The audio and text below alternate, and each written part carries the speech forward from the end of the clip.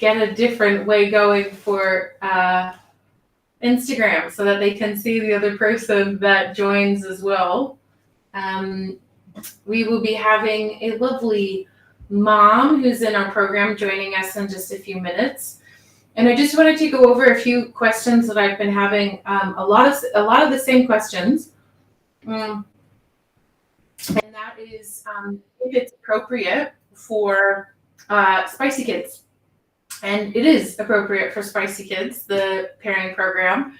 I have a spicy kid myself, so when I built the program, I had her in mind a lot of how to work with her and how to support her. So it's definitely applicable. It's a very comprehensive, foundational, broad program that will help you support your kid. Whoops, I don't have that mic on. Yeah, through everything, anything, all sorts of things that will help support your kid. But it doesn't necessarily, the program isn't designed for spicy kids or neurotypical kids or neurodiverse. It's for all kids. And we've had parents in the program that have kids who are ASD, ADHD, generalized anxiety disorder, lots of different things. So I wanted it to be broad for everyone to be able to access it. And so because it's foundational, it's sort of like if you wanted to learn how to ride a bike, you would first learn how to ride a bike, and then you would learn jumps and you would learn tricks, right? And so that's what it teaches you at its sort of core, is how to ride a bike. I hope that makes sense.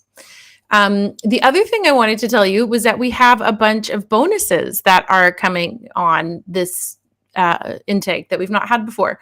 So one is Spicy Parents Club, which is basically like a support group for spicy kid parents. And then Dad's group. So we have a dad's support group as well. And those two things are new. We've not had that before, and I'm really excited to be able to offer that. And the other thing that's like the coolest ever is normally the program is only 9 weeks, but because we found that so many people don't have access to psych support and clinicians because COVID has just flooded and inundated the need, I'm opening up the Q&A calls till the end of the year. So instead of just getting me for 9 weeks for the program, you get me till the end of December. So you have access to the Q&A calls twice a week. You can listen to the recordings. If you can't make it live, you can submit your question to be asked on your behalf at the Q&A call. So it's super duper flexible and nothing is mandatory. It's all just optional. But to know, I guess a lot of parents have said to me, to know that I could call you twice a week, basically between now and December is like huge, like, so, just psychologically lovely to have that, knowing that I get that support. But yeah, I think if you are ready to go, my dear, I might just bring you on stage. Yeah. Okay. Let's unmute you. Hello, my dear. Hello. How are you? Thank you. Yeah, good. Thank you so much for being here. Pleasure. I really appreciate you taking the time to join us and tell us what you found. So yeah, what you found the group to be like. So before you started, maybe you could tell us a little bit about what was going on in your family and what made you kind of what made you reach out? Okay. To give you a little bit of background, I've got two gorgeous girls, one 6 and one 11. One, I would say, is my spicy 6-year-old. Mm-hmm. I would have called my 11-year-old spicy before I had the 6-year-old. So that just went to another level. But I think for us, going through COVID was probably the biggest challenge.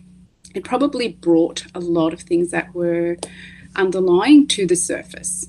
So for us, anxiety is something that probably has been in the family, and I've realized that now by doing the course and actually looking back and looking through, the history and so on, and going, yes, it's always been there. So it's been something that's always been there, but COVID just made it a million times worse. Yeah. So seeing my kids really struggle through that, I know that we needed more help, and we've used openly say that my children I've been open to them seeing a psychologist. We've worked with counsellors before, so we've done those things. I would say that I'm someone who's done a lot of reading and consider myself to be aware of maybe what I need to do, but this is a whole other level, because the holistic approach of this, it's not just reading a book, it is, like you say, the parent, you're there with your child, you know, so much of the time, and seeing a psych is great, and I totally continue to still do that. So I'm not saying don't do that, definitely continue to still do that, but this is in my own brain going, okay, what do I need to do now? How can I help? And put it all together. Yeah. It's sort of the trifecta thing that I talk about, of having your personal responsibility where you're doing the work, you're reading the content, you're watching the modules.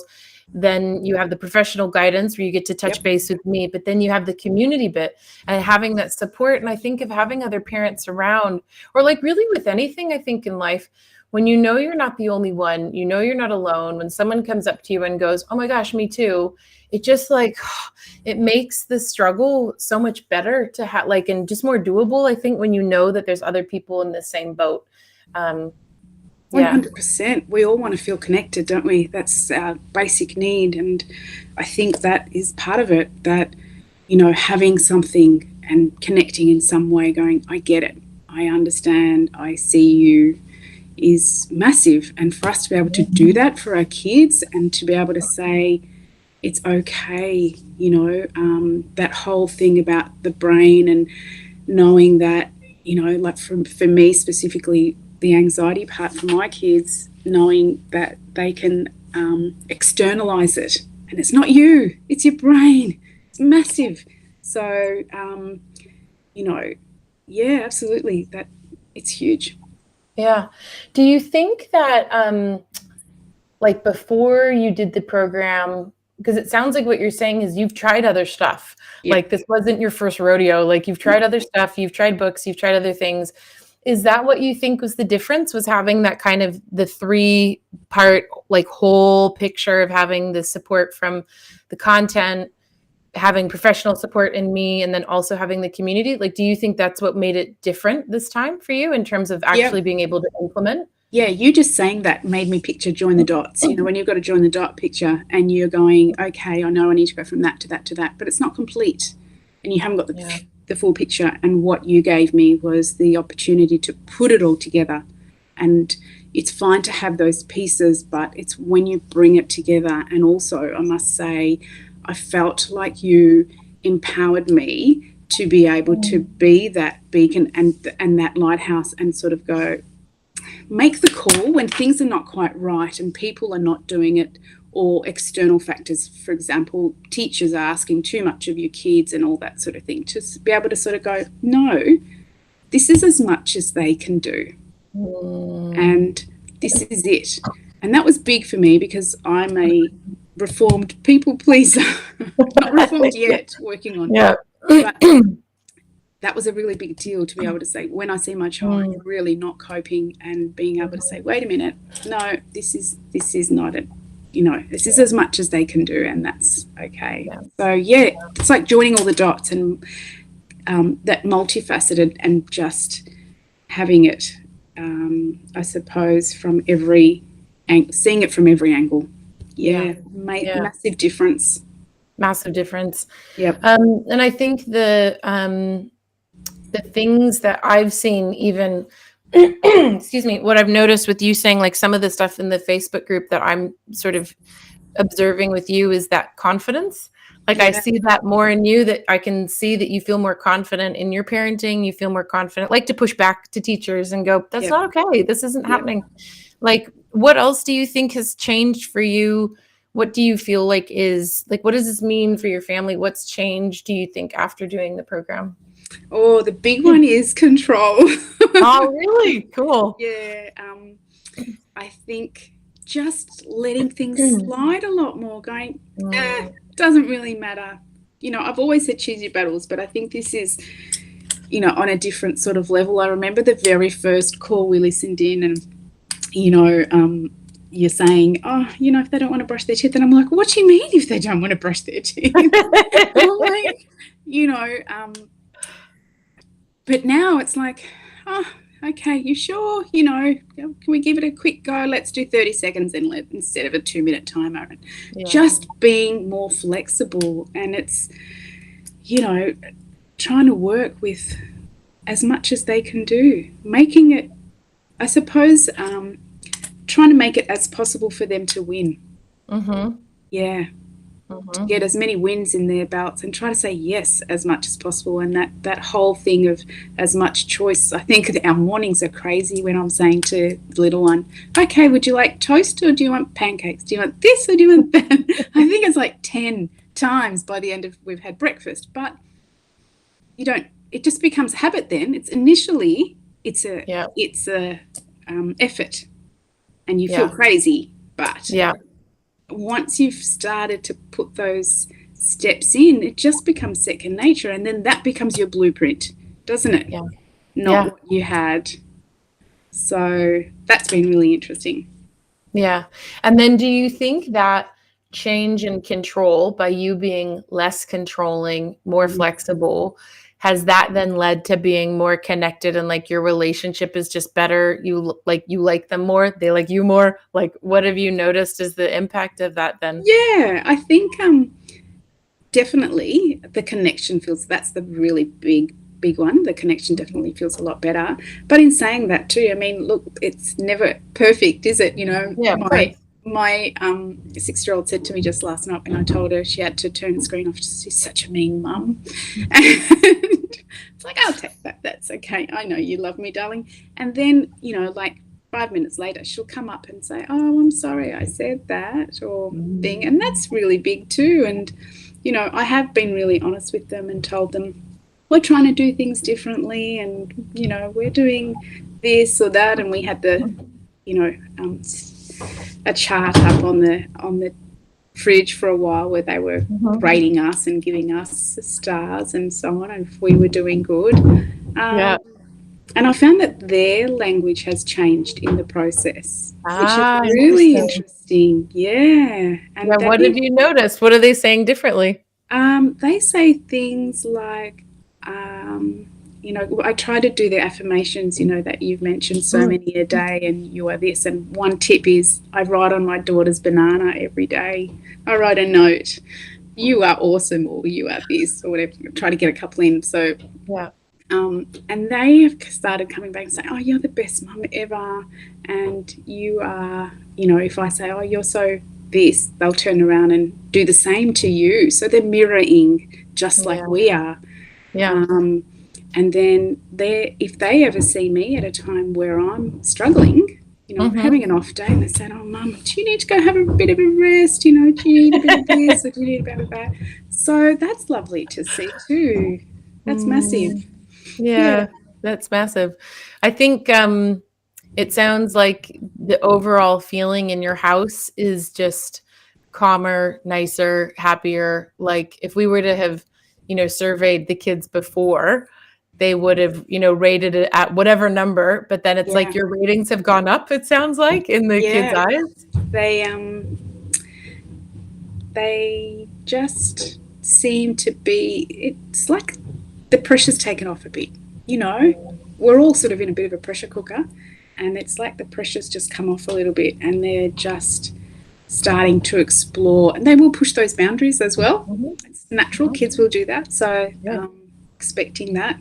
But I think that's the thing. It's like they're not so on edge, you know, and just trying to have more fun and just, you know, And what would you say, because you were there once, you know, you were there sitting thinking about it, you know, should I do it? Should I not? Is it worth the cost? And, you know, now that you're on the other side of that, and especially because we closed the doors today, like, so today's literally the last chance that people have. What would you want to say to those people that are like on the fence and thinking, I don't know if I should do it? What would you want to say to them? I think time is your most precious commodity. And I remember someone once said, we've only got so many weekends with our kids before they don't want to be with us anymore. And that's how I think about it. I think before I know it, my kids are going to be 18 or 16 or whatever age it is, that they don't want to spend their weekends with me anymore. And I want those days. And every moment and every opportunity that I can get that'll bring me closer to them, that connection, that I can enjoy that time together and not be a burden. Oh, I can't wait till this or whatever. You know, when the kids are little, you're going, I can't wait till they walk, and then I can't wait till they're at this stage, and I can't wait till, and we wish it away. So I would just say, take the opportunity. It seems like a lot of money and it is for a lot of people. It is a lot of money, but if you put that into, say, for example, seeing a therapist or doing any work for yourself, it's insignificant in comparison to what you get. That would be my bit, I suppose. Yeah. Thank you. That's helpful insight, and helpful to hear you say that it's worth it. I think, because that's the thing that is so hard. I think whenever we're going to invest in something, but like especially in investing in ourselves or investing in our parenting, it's like, but how do I know? It's like, it's not so measurable. You know, you can't say at the end, like, and then you'll have a, beautiful garden, or then you'll have, this much money in your bank account. It's like, you can't give such a quantifiable thing. But what I think everyone who's done it can say is, what I can say is a quantifiable is it will improve things. It will make it better. And it will, you'll yell less. Your kids will be happier. Like, that is what we can say, I guess, is what you kind of can get out of it. Like, for sure, is that it will be changed and it will be better, Yeah, absolutely. And change takes time, but it's just a matter of taking that one step. Yeah. Thank you so much for being here, my dear. I really appreciate you taking the time to chat and to tell other people about what your experience was like. And I think that was helpful. And I think it's always cooler for people to hear from other students who have done it rather than from me, because you've been there. You've been on the other side, where these people are today, wondering if they should do it. So, thank you so much. I really appreciate it. Welcome. Thanks. All right, my dear. I'll see you later. Bye. Well, that was cool, wasn't it? And I see Mr. Tom here in the background. If you're ready to go, I might just get rolling. Yeah?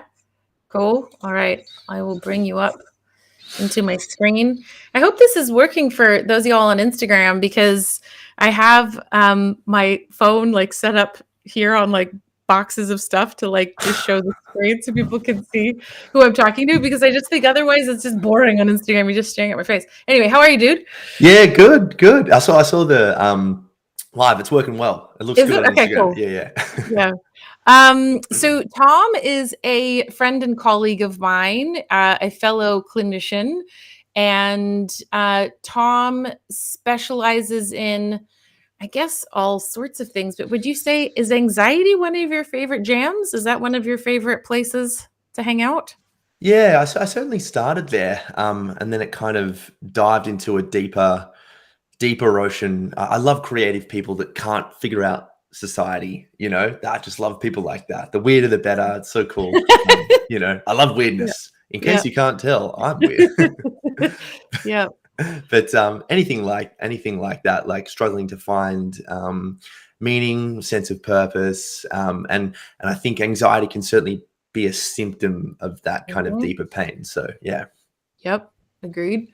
I thought too, it would be cool to have your thoughts and have you here today, because you work a lot with dudes and you work with young people and you work with adults. And I just thought that, and also I think just being a clinician, we know the impact of what parenting can have on kids, because when we see them as adults, it's like, how much time do we spend talking about childhood and how you were parented, right? So why do you think people need to be given strategies, or why do you think stuff like a parenting program is helpful for people?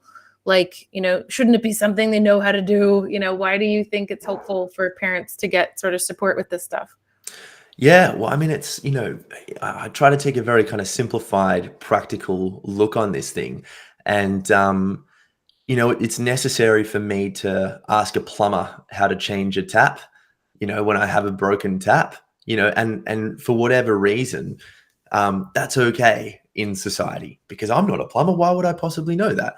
But then it comes to things like parenting and mental health, and for some reason there's a real stigma associated with asking for help, because as you mentioned in the questions, like, this is something that we should just know.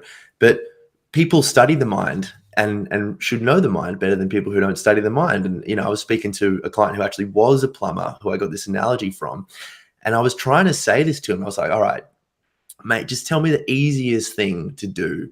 Like, what's day one for you as a plumber? And he was like, oh, I don't know, like, the easiest thing. Like, after day one, you should know. And he's like, oh, changing a water tap. And I was like, I don't know how to do that. But why would you know how to get over your anxiety or your personal issues or the pain and programming that you received as a child?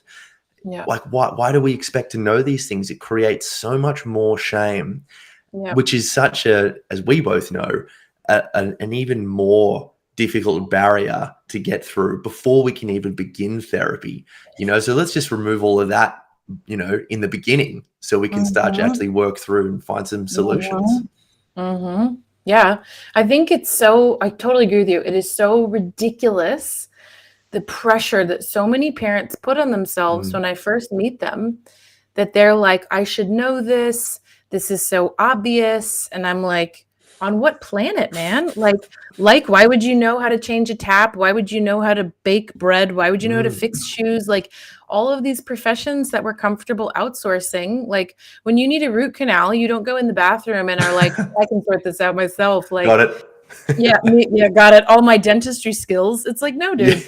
You pay someone who's been to school for a long time to know how to give you a root canal. And then also, they know how to do it with less pain.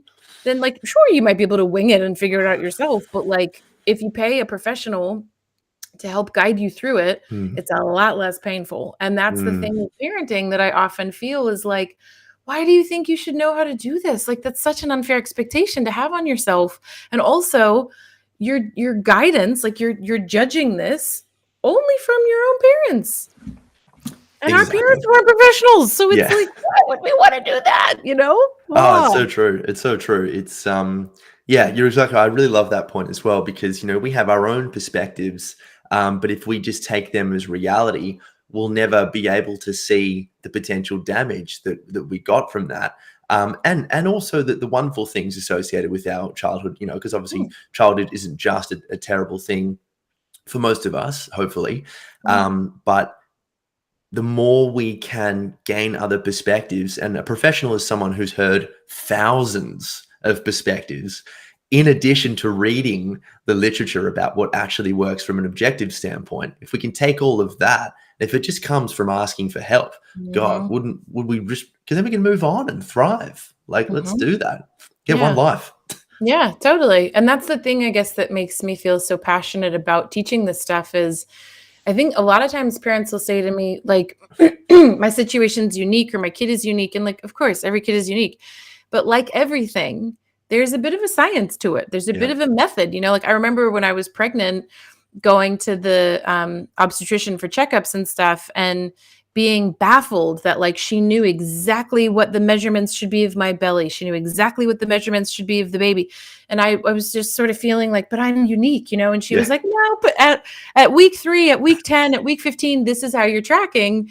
And, or, you know, like, supposed to be tracking. And if you're having this pain, it usually means this. And if you're having that, it means this. And it was almost like, how does she know? And it's like, oh yeah, because she's done this 10,000 times, you know, and studied it in school. And that's the thing with parenting is, like, it's a science. Like, there are do's and don'ts and things that will lead to awesome outcomes and things that will lead to not awesome outcomes. And when you study this stuff, we know these things, you know? And so it's like, to see people struggle and suffer, I want to be like, it doesn't need to be like this. You don't need to struggle so much. I can show you in those situations, here's 10 things you can try, and different stuff will work on different days. And it's not going to always work, you know, every time, but there's always, like, things you can do. And what oftentimes I think people are doing is they're, like, only using the wrench to fix the problem. And it's like, oh my God, there's hammers, there's screwdrivers, like, there's so many other tools. You don't need to just use that one, man. And it's like, you're only using the wrench because that's the only tool your parents gave you. But then you're like, it makes no sense, you know? Yeah. And it might even be a bad wrench. It might be a super outdated wrench that worked in, like, the 1700s, you know? Yeah, totally. Yeah. Because we're all really, the way that we are in this world is based on our childhood, our family of origin, and based on where we came from and what's normal and what's appropriate and what is, oh, this is how you handle feelings. This is how you handle anger. This is what's normal and appropriate for anxiety. Or we don't chase our dreams in our family. We just get a simple 9 to 5. You pay the bills, like there's all these rules and all these stories that we don't even realize we're carrying around, that all come from when we were little. Oh yeah, I remember. This is a really pertinent point. I remember a book that you and I both love, Lost Connections. Johan made that point about it's exactly what we're talking about. Like, what's normal isn't necessarily beneficial. And he made this point in the 1950s. A lot of women were talking about their nerves. Do you remember this in the book? Yeah, great. I love this part so much. And a lot of women were coming to their doctors and they were talking about their nerves. I got a really issue with my nerves and all this kind of stuff. And based upon the society standards at the time, they were thriving, because they had a brand new washing machine, and they had a perfect ironing board and they had a husband and all these things. And we look back on that now and go, no wonder you had issues. It wasn't just your nerves, by the way. Yeah. But that kind of, that normality and that expectation. And of course, I mean, that idea is going to be ubiquitous in any industry. And why wouldn't parenting be the same thing? It's like, I'm doing all the right things, and yet stress and resentment and bitterness and things we don't even like to talk about when it comes to our children. Like, the amount of times you and I hear, oh, I just hate my kids, and the shame associated with that when people say that for the first time. And you and I just see that as, oh, cool, you're letting your emotions out, but people just don't, it's so much shame. And why wouldn't these ideas, be the same? It's not just a nerve problem. Maybe there's this societal idea, or maybe there's something you're missing. It's not your fault, but it's there. But then I think what comes after that then is, okay, so I identify this problem, but I don't know how to change. I can see that I'm yelling all the time, or I can see that my kids hate me, or whatever problem. I want to change that, but I don't know how, So like, why do you think, what is that about? Do you think the whole why I can't change thing, or, what's missing? Why do you think that is? Yeah. So I think we can bring that water tap analogy back. I think like it's I think this was the first thing that came to my head. And me, that's how I like to work. But so my house is flooding. I really, really, really want to change that water tap. My children are giving me grief, or there's something I'm missing. I keep acting out. I really, really want to change this. But again, this is not my area. So how do I start? Like, where do I begin? Like, I'll do it, but who's going to tell me the path? So that's when that community, because it's also scary to change, I think, as well, which is understandable, because irrespective as to how damaging the way we've been doing things has been, it's also familiar, and familiarity is something that keeps us locked in. I might be in an environment that is causing a lot of psychological pain, but not being in that environment is even scarier, because then I don't know who I am and I don't know where to turn to. So pain can become familiar in a very dark sense. It's the same in this regard as well, but again, like, I don't know how to change this tap. I need steps 1, 2, 3, and 4, and then I'll do it. But I don't know where to begin. So I think that people might say that of, I really do want to change, but they're missing the how. And that's when we need to be taught, like if I drop you in Beijing, it's like, cool, go and learn it. It's like, great. I really, really, really need now. It's not just a want. I need to learn Mandarin. I don't know how. I need a teacher, And then I think following with that analogy is, would it be better to be in Beijing alone, or would it be better to be in Beijing with some other people who don't speak the language, or ideally someone who speaks Mandarin who can translate for you? And like, I use that analogy all the time with parents and say, like, I'm a translator. Your first kid speaks French, your second kid speaks Italian, your third kid speaks some dialect of Chinese that we haven't worked out yet. Yeah. I know them all. Like, it's amazing. I'm not, bilingual or trilingual. I'm like bajillion lingual, and I can help you translate what each of your kids are saying. And again, I think parents I felt this as well. there's only one language. Mm. It's the language I speak, their native tongue. That is what they should speak. And then when you have, I definitely found this having subsequent kids, that my first kid, she spoke English, and she was like, we were on the same page. I tell her what to do and she does it. And it's like, she's like a textbook. She slept and ate when she was supposed to. And then my second kid came along and it was like, surprise, like I speak Mandarin. Mandarin. And I was like, oh gosh, I got to quickly learn Mandarin, like, cause I don't know how to communicate to this kid. And that, like, in my program, I call those kids like spicy kids, that they're the kids that's just like, where is this kid from? I don't know how to communicate. Nothing works with them. They're so hard. And yeah, I think your analogy is so right that, if you're going to go to Beijing, wouldn't it be great if you have a community to go there with you, fellow people who don't speak the language, so you feel less alone, and then also and to study with, and then also a translator who can be like, hey, I can help, interact with you and the merchant or the restaurant owner or whatever, and help get you what you need. And I think you're right that to actually have change, you need to have more of a supportive system. And I think about you with all the personal training that you do, like as in physical fitness, it's sort of like that model is replicated there too, like with CrossFit and stuff like that. And just not even necessarily CrossFit, but just like in a gym community, it's the same thing, isn't it? It's that 3 component, huh? Yeah. Well, I mean, I was thinking about that analogy being stuck in Beijing. And then I was thinking, well, there are some people that kind of like that and they just do their own thing and they figure it out as they go. But that wouldn't be a totally applicable, analogy, because what we're talking about here is a pain point. So what we actually are talking about here is if someone threw you in Beijing and Beijing was burning or there was a massive earthquake, to go through that yourself is ridiculous. But if you have a community but let's just say you went over there with a tour guide and a community of people with you. So you've got your community who can empathize with you. Oh my God, I tried that step and that really struggled. That was difficult. Yeah. Oh my God, how did you feel? Yeah, same. It was, but then this worked. And then you've also got the tour guide to be like, okay, earthquake, go left, then right, then left. I'll meet you at the beach. There's a boat there waiting for you. So it's that whole thing there as well. Community is just wonderful because people offer different insights and tools and tips that are really fantastic. And I think that really is important. But I think fundamentally what a community does is it says, me too, and that's the most important thing. Hey, I get it. Because again, isolation brings about shame, which is a massive barrier to change.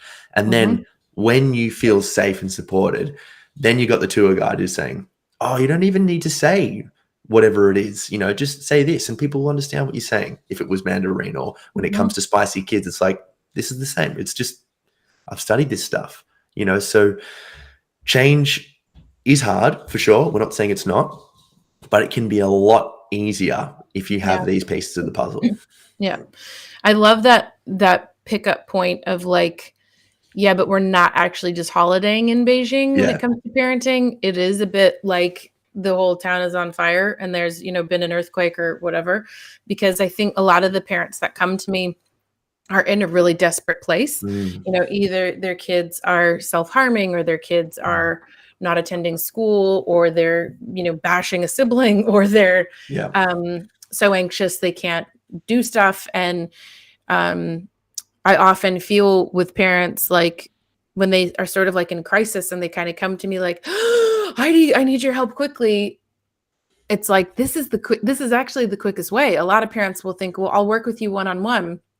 And I'm like, dude, that's really stretching it out, man. That's going to really slow you down. And when you say that you're in crisis, that to me says urgency. That to me says, we got to smash this, man. And we got to like pour as much effort and energy into this. And if you're seeing your language translator once a week or once a month, like that's just not that much time. Whereas if you're in the community, that's all day, every day. If you're, have the little audio tapes of the language translation stuff playing, that's all day, every day. Right. So it's like, if you want to go quick and you're like, okay, my house is burning, I really need help with this whole language translating thing now, then I'm like, well, do the program, man, because technically you could pound through all of the content in a few days if you just sat there listening to it all, and watching all the presentations.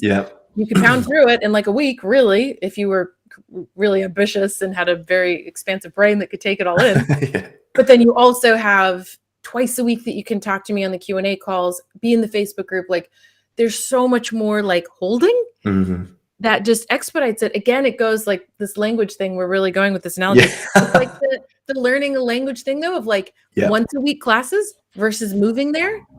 You'll be fluent in no time, man, if you move to the city that you're trying to learn rather than once a week in lessons, right? Oh, absolutely. Yeah, you need to, and that I do understand where people are coming from, because it takes a degree of realness to be like, okay, where exactly am I here? Which is really hard, because we all have an ego. We all like to think we get it. This happens for everyone, and it's just like, it's so hard to just take that first step and go, I actually don't have all the answers here. But that's a skill, and you can get better at that skill, just like plumbers can get better at changing water taps, and they can move on to bathrooms and houses and everything like that. So you take that initial step, and then you come into, say, for example, you've got the support group, a whole bunch of other people who have also said, I don't have all the answers. It just makes you feel so much better. I know you and I both love Brené Brown, whose whole idea about how vulnerability just kills that shame straight away. You just take that 20 seconds of bravery, which is that just, I don't have all the answers. Can you help me? The funny thing, the ironic thing here is a lot of us did this as kids with our parents, so we can do this now as adults. We can step up and we can be like, look, I don't have all the answers myself now, but I'm doing it. Not just for me, because I have pain points as well, but because I love my children. And that's fantastic. That is a great first step to take. Yeah, totally. Vulnerability, man. That's so key. And I think that is too a piece of the why we can't change, because change requires vulnerability and change requires stepping outside our comfort zone. Someone in the Facebook group wrote, like, I love the idea. Program sounds great, but I'm like terrified about the change that this requires. And that's really confronting. And I wrote back to her saying, like, yeah, dude, I get it. But like, what's also the cost of inaction? Like, what's the cost of if I don't do something now? And the other thing I said was like, your brain is wired to not like change. Like, join the club, dude. Like, nobody likes change, because our amygdala is wired to go, new. Ooh, bad. I stay with what I know, and just the brain is always like consistency to what I know, not even if it's good for me, doesn't matter. It's what I know, makes me feel safe. And the brain will always pick safety in what I know over everything, Oh yeah. Yeah, exactly right. It's, coming back to, when I first started working as a counselor, it was anxiety. And I was trying to say that, anxiety is uncertainty. And the opposite of uncertainty is certainty. So what we also need, though, is that what we often forget is that uncertainty, it's not just terrifying. It's also the realm of potential. It's rejuvenating. It's all the good stuff you didn't know. And that is scary. But, to your point about the cost of inaction, you can do this in a very kind of, logical sense. You can say, if I keep going on this road, who am I going to be in 3 years? And most people would say, well, it's just going to be the same, and they're going to be older and things like that. But then if you really take a deeper dive into it, as scary as it is, it would probably be this and 3 years worse, and also obviously when it comes to children as well, being in those formative years, a lot of the pain points that parents are struggling with in 3 years' time, they're actually going to be set ways. And that's when it almost becomes, I don't want to say too late, because I also, our world is all about possibility and everything. Sure. We can compromise and say that it's a lot harder, because there's a lot less neuroplasticity by that time, and and already by that time they're learning from their peers and stuff, So it's like, well, okay, enjoy your time over the bridge there. Hopefully I'll see you again. But so there's two sides. The cost of inaction is to the degree that the cost of inaction is dangerous and scary, is also the degree that the benefit of change is exciting and exhilarating and everything that you would want. If you just take that initial step, it's like, you've got a boat traveling down, there's two sides, and Inaction is going to go really far that way. But at that moment where a lot of these parents who are thinking about this program right now are at, the benefit of going left instead, it's an exponential change. It's so much further than they ever thought they could be. And it's just being able to, again, being vulnerable enough to take that step. I think it's one of the things I think about too, when people have said to me, like, oh, I know I need therapy, but like, I'll put it off till next year or the next year or the next year, or when I change jobs or when I move out or when we break up or when we get married or when the baby's born or when, and it's like, we always are like looking for the yeah, I'll get to it thing. The thing that I kind of think about that is like, you don't know what's going to happen. And you might have a plan in your mind that, oh, this will be better down the track, or it will get better. But it's like, look at the trajectory that you're on. Like, if you could have figured it out by now, you would have figured it out by now. If the methods that you were using, the ways that you were managing your mental health, your parenting, whatever it is, it would be sorted right now. So it's like, obviously there's like, we're missing a skill set. There's something I'm missing. And again, you don't know what you don't know, which is what's so tricky about parenting and mental health. There's a piece that you're missing that it's like, but I don't understand. Why do you think it'll get better when they get older? Why do you think like, if I just leave it and like do the same thing that we've been doing, it's going to change? It's like the definition of insanity, doing the same thing over and over and expecting a different result. It's like, but that doesn't make sense to me, of like, but why would you just leave it? Like, obviously things are either going to stay the same or they're going to get worse, where you do this and it's like, I can guarantee you it will get better. I'm not saying it's a silver bullet program. Like, I'd be a gajillionaire if this is all, but like, you're still going to have issues and stuff, of course, but I can guarantee you it will make it better. Why? I just am like, why would you not want to try to just see maybe it could get better, maybe. And I think too, the thing of like, they're teenagers and like, oh, it's too late. I had Sarah on yesterday, this mom of teenagers who did the program, and she was like, I totally thought that, that my kids, she started like 13 and 15. And, now they're 15 and almost 18. And she was like, and I'm so glad we did. It's definitely not too late. Yes. And it saved us then having a harder time in the teen years. And that's, again, what I think of, like, it doesn't matter what age your kids are. If you can get in and like learn these different ways of being, how to build connection, how to prioritize the relationship, the stuff to focus on, it's just like, that, like you said, the exponential like return on the investment is like, you can't even fathom. I think too, a lot of times, I'm sure you would have seen this with clients, when clients will tell you a story about like something really hard that happened, like a trauma that they went through. And then we will often say as clinicians, and who was with you, supporting you through that? Who did you talk to about that when you were abused, had the abortion, got drunk, did drugs, whatever, you got into a tricky situation? Who did you talk to? And the number of times, what do we hear? Nobody. I talked to no one. I was completely alone in that. Why didn't you go to your parents? Oh, that wouldn't have gone well. That wasn't an option. And the stories of like, it actually wasn't so much the trauma or the thing that I went through that was so painful. It was actually doing it alone. Yes. And that's the piece where I'm like, we could get in now, create the kind of relationship with you and your kid so that when shit hits the fan and like hard stuff happens, they will come to you and ask you for your help to walk through it, rather than doing it alone. And then who knows the like, consequences of that, I mean, it's just such a brilliant thing to, as adults now, you imagine, you've got your kids and you ask for help and so forth. And they're raised by parents who show them that it's okay to ask for help. That's wonderful.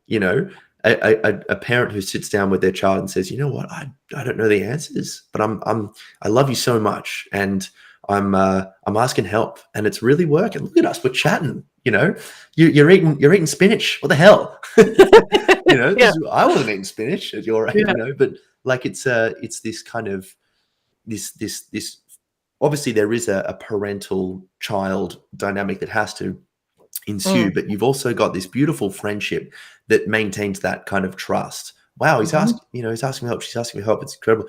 The other thing that came to my mind was when you were talking about why aren't people making change? And this is something that you and I speak about a lot when we're hanging out and stuff. And oftentimes you can pinpoint it to this, I don't feel worthy enough to change, that not feeling enough component, which just ripples into so many things. And it's from that kind of superficial standpoint, you'd be like, what, you don't feel worthy to ask for help? That's so weird, but if you yourself were raised in an environment where asking for help was shut down, or it was met with a sense of detachment or a lack of just anything other than unconditional love, no wonder you're going to find it difficult to ask for help. No wonder you're going to feel as though you're unworthy, or you should know all the answers and all that kind of stuff. So a lot of times when people are changing or when people are asking for help, there's a lot of resistance there because there's this subconscious attachment to feeling unworthy, which just sucks, because we should all at the very least be worthy enough to say we don't know, Totally. And it's what's on the other side of that statement. I don't know, putting my hand up, I need help. What's on the other side of that barrier is like usually stuff you can't imagine, like how amazing it is when you can push past that initial pain and fear. I'm putting my hand up. It's like there's a paradise on the other side of that, but you often can't fathom that because you're just used to your, crappy little view on this side of the fence. And it's just hard to even like fathom that exists on the other side. And that's what I feel a lot of times with parents when I first meet them. I know, and like I hold the vision, I hold the hope. I know where we're going to get to, and you don't, and that's okay. You don't have to believe me, but you trust me. And so just trust me as your guide on this path. I know where we're going to end up, and it's awesome. I know where we're going, but just trust me, and we will get there. But it's so hard when someone, maybe if their childhood was really hard, all they can fathom, like all they can think about is pain, suffering, adversity, challenge, parenting sucks, parenting is hard, kids suck, blah, blah, blah. That then when I say like, no, I'm going to take you to this really cool paradise over there. You just gotta follow me. Just come with me. It's like, I don't know. I think that doesn't exist. You know, and my hope, I guess, is having you and other parents on this week is saying, oh, no, it does exist. And I went there with Heidi. It's real. I swear it's legit. And I just thought that one of the things that you've kind of offered in this conversation today is it does exist. Where Heidi is taking you to is real. And it's a long game, long-term investment that you're doing so that when future kids come and see us for therapy when they're adults, I always say my hope is that they just come with a toiletry size baggage rather than the 5-piece like Samsonite set. That they just, courtesy of their parents, that when they come and see me, like when my kids go to therapy one day, my hope is that they just show up and the therapist is like, so let's talk about your mom. And it's just this nice little package. It's just this little bag of baggage that I've kindly bestowed upon them because I'm imperfect and I'm human. Totally. Rather than the 5-piece. And that's what I feel like you've said today is you're echoing that same sentiment of, if you invest in it now, that is what will happen, that your kid will end up seeing you for counseling, down the track, and it will be a much smaller amount of baggage that they're taking into the sessions with you, Oh yeah, totally. Exactly right. It's fantastic for parents as well because they get both sides of it. They don't have to deal with resentment and bitterness and fatigue and lethargy and this sense of, like I'm a mum or I'm a dad. I should love them, but then why can't I stand them and things like that. So they get to deal with all that, which just completely eradicates so much stress, and they can live their lives and think about a vision for themselves as well. And they can do that with kids now one of the things I love that you talk about in your programs is emotional regulation. And God, what a brilliant strategy to teach children. Imagine the lack of bullying, the lack of gossip and reputation destruction, the ability to connect with true friends because you actually know what true friends are because you understand emotions. Like there are just, I mean, myriad opportunities associated with teaching our children, oh, this is anger. Oh, that's right. I felt this before. Oh yeah. What did mum say? What did Heidi say? Oh, that's right. Bit of breathing. Got to dance again. Like, oh, I feel better now. You know, I mean, they're priceless tools, you know, and we all need that. Totally. And so many adults that I've had in the program have I actually have had several parents that have joined for themselves and actually not for parenting. They were like, I need help with emotional regulation. I need help with anxiety. I need help with anger. And they've said that that's actually what's been invaluable to them, is learning how to do that stuff for themselves. But then, like all teachers, once you know it for yourself, you then can teach it even better and more effectively once you get it in here, right? And you're totally right that that's a lot of parents will say that that's a weird byproduct that came out of doing the program that they weren't expecting. Was they're like, I now know how to manage my anxiety. And here I am, 35, 45, and I'm, learning how to manage anxiety. What do you do with it? What do I do with stress?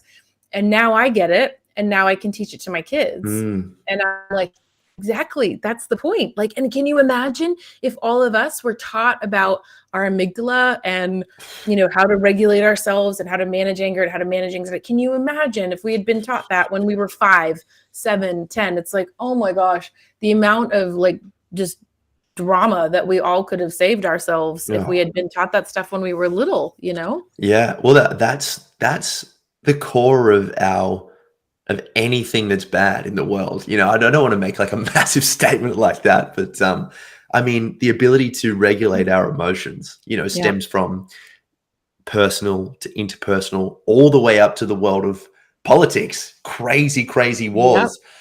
Oh man, you really triggered me when you said that, I shouldn't do that. Let me just go and breathe for 10 minutes.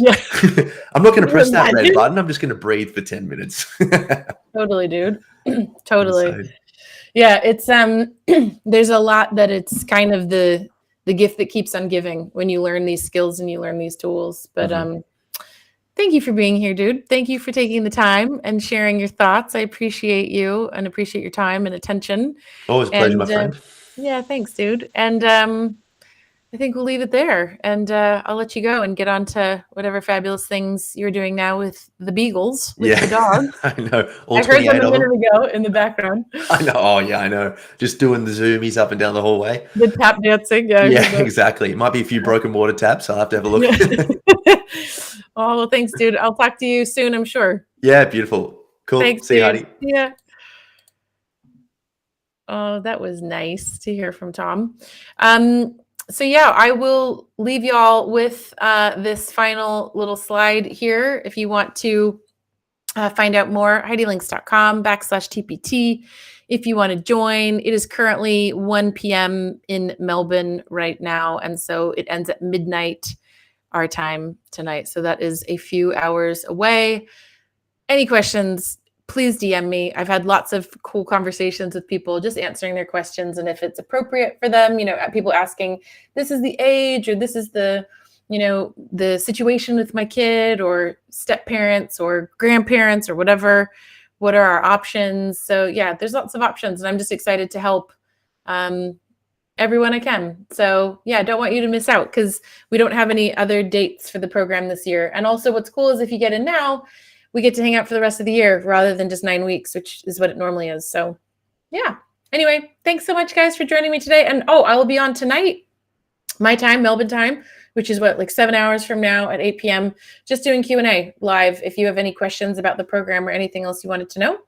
And yeah, so I'll see you guys later. Bye.